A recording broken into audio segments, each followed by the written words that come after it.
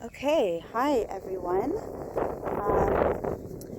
I wanted to make a short video about Nasturtium right here. It's growing wild right here, and this plant keeps getting sprayed, sadly. So I keep not being sure about using it or not. But you know what's super fun is while I'm holding this next to the Nasturtium, look what I found over here. Trivia question: do you know what this plant is? Let me get a close-up maybe. We learned this in an earlier plant lesson. I just want to give you a fair chance. Look how quickly we go off on a tangent here. Okay, well, I will tell you that it has one row of hairs. That's your clue. There, you can see it. Okay, anyway, back to the video. So this is called Nasturtium. It grows wild in very heavily disturbed areas. Here's another little patch right here. I have a 2-year-old on my back. Can you get off my back, please? Thank you. Okay, so the first thing is that you don't need these beautiful flowers to see this beautiful leaf. And the leaf is kind of shaped as a shield.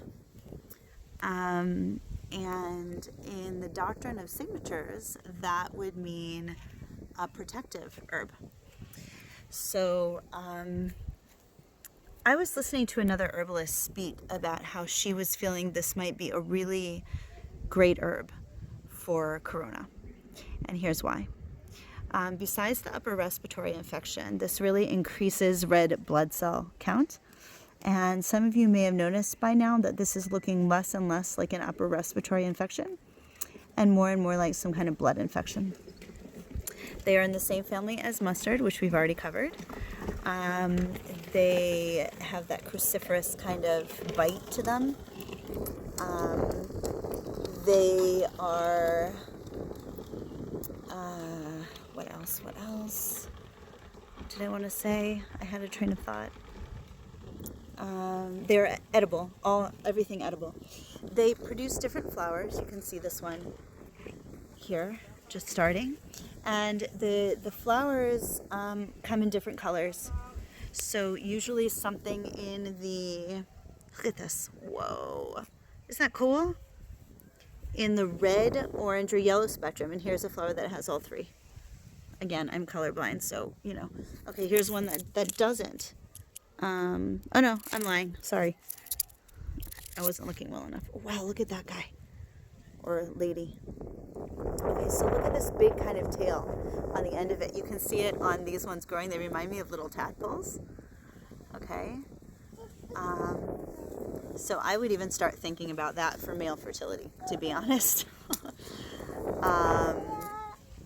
You know, but okay, so here we've got this beautiful flower, and there's some wind here, but it's got this kind of hairy looking inside, like there's some hairs. It kind of creeps me out and makes me think of the Venus flytrap in the play/movie Little Shop of Horrors, but it looks nothing like that, so don't be afraid. Okay, so it has these, it looks like 5 petals right here. And it's a pretty distinctive flower, but you don't always have the flowers. Okay, but the leaves, can you please get off my back, young lady? Thank you. Okay, so the leaves are edible, the flowers are edible, every part is edible, the roots are edible. It's okay, babe, she can stand with me. Okay. They just have this really distinctive kind of like dot with, it looks like little spokes coming out. To me, it looks like a star, maybe. You want to go with Livia? Here, I'll continue this in a minute. Okay, so here's another one, and this one doesn't have that little tadpole-y spoke on the back, either from the blossom or on the flower, which is interesting. And you can see that it's not that tricolor, this one. It has the 5 petals and it has those hairy kind of insides, if you can see it. It also looks like almost like an ear, the inside of an ear or a nose, So I would think like nasal passages or earache and that kind of thing. Again, doctrine of signatures, just playing around with that concept with the plant. But those leaves are really distinctive. Okay, so every part of the plant edible. Mustard family with a bit of a bite, and a mustardy taste, or some might call it peppery taste. Grows wild, grows all over the place, in bloom right now. Up and coming blooms, and great food and great medicine. Beautiful on salads. These blossoms. That one has seen better days. Okay. Wow, look at these. I mean, look at that gorgeous kind of red veining inside the petal on this one. But again, they don't have to have that. There's variation. But the way to tell is these leaves. Just so distinctive. So distinctive leaves. Okay, and one more close up in focus if I can get it. Just so you can see. Great. Okay. And yeah, I don't want my kids to get run over by a car during this. Backside, all parts edible. Okay, I'm gonna grab some pictures and then run back home.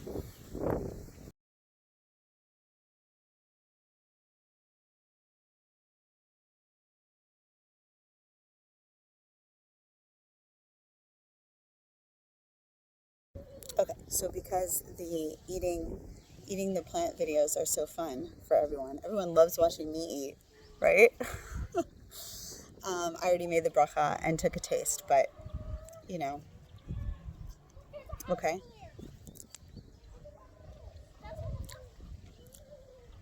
Tastes so much like mustard. Again, they sprayed here, so I wouldn't recommend eating a lot from here, but I can't resist it because I love that mustardy taste. There's like some, almost like a little bitter tannins on the head, like a fine wine.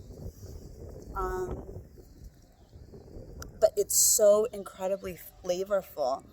I mean, this would add so much to a salad, and it's so good fresh. Like, I'm sure you could cook it, but I don't know why you would.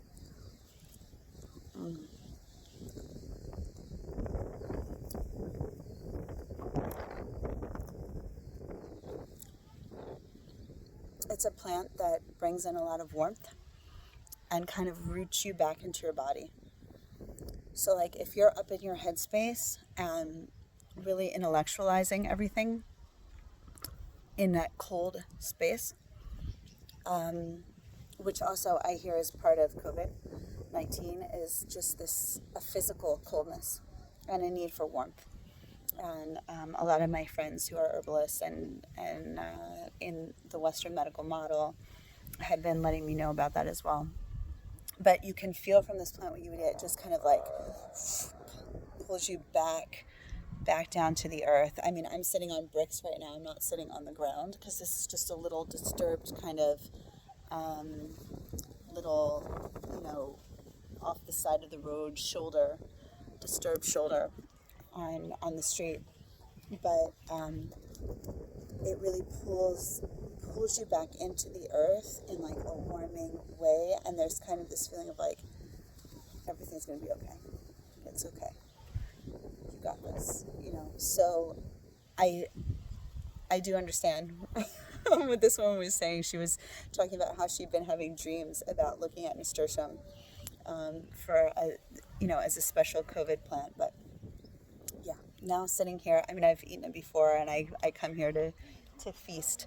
But sitting here, like, just letting myself be really, really aware about why she would say that and why that plant was coming through for her so strong. I understand it. So if you want to understand it or give your 2 cents about this, please go find nasturtium yourself and give it a taste, and let us know in the comments below what your feeling is. All the senses, right? So sight, hearing, smelling, touching, tasting, but also feeling. What are your feelings when you eat it? How do you feel inside? and let us know. Let us know in the comments below how you evaluate nasturtium.